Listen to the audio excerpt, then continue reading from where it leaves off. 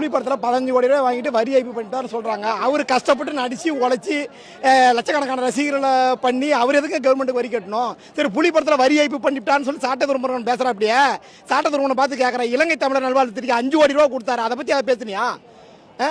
எதுக்கு சும்மா விஜய் நீ பேசிக்கிட்டு இருக்கிற? செந்தமிழன் சீமா என்ன சொன்னார்? விஜயை பற்றி பேசக்கூடாது, நம்ம கட்சி வேலையை ஆரம்பிக்கலாம், நம்ம விஜய் பேசுறதுக்காக வரலன்னு சொன்னார்ல. நீ செந்தமிழன் சீமா பேச்சே நீ கேட்க மாட்டேங்கிறிய. சாட்ட துறைமுருகா, நீ என்ன ஒரு கட்சி தொண்டனா இருக்கிற நீ? சீமா சொன்னாரா இல்லையா விஜயை பற்றி பேசுவானா? விஜயை பற்றி பேசுறது நம்ம அரசியல் வரணும்னு சொன்னாரா இல்லையா? அப்புறம் எதுக்கு நீ விஜயை பற்றி பேசிக்கிட்டு இருக்கிற? நீ தலைமை பேச்சு நீ மதிக்கணுமா மதிக்க கூடாதா? மதிக்கணும்னா அப்போ நீ என்ன அர்த்தம்?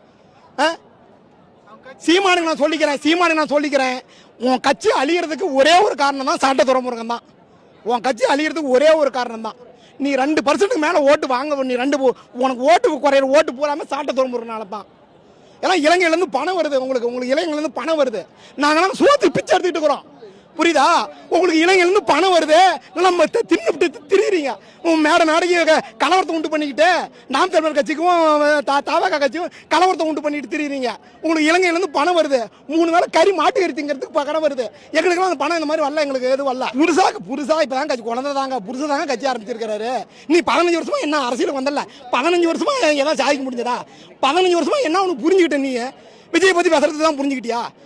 சீமானை பார்த்து நான் கேட்குறேன், 15 வருஷமா நீ அரசியல் நடத்தி இன்னும் விஜய் இயக்கத்துக்கு அரசியலுக்கு வந்த? நான் கேட்குறேன், 15 வருஷமா விஜய் இயக்க அரசியலுக்கு வந்த? உண்மையாலுமே சொல்கிறேன், சீமா மேலே நான் ரொம்ப நம்பிக்கை வச்சுருந்தேன்.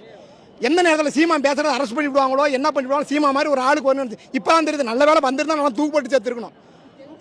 சீமா வந்திருந்தா, உண்மையாலுமே சொல்கிறேன், சீமா மட்டும் வந்தா தமிழ்நாட்டில் நிறைய பேர் தூக்கு போட்டுட்டு தான் சாகணும். காலையில் ஒன்று பேசுறாரு, அவர் தானே துணை முதலமைச்சர் என் தம்பி வரான்னு சொன்னார். துணை முதலமைச்சர் தம்பி வரான்னு சொன்னார்.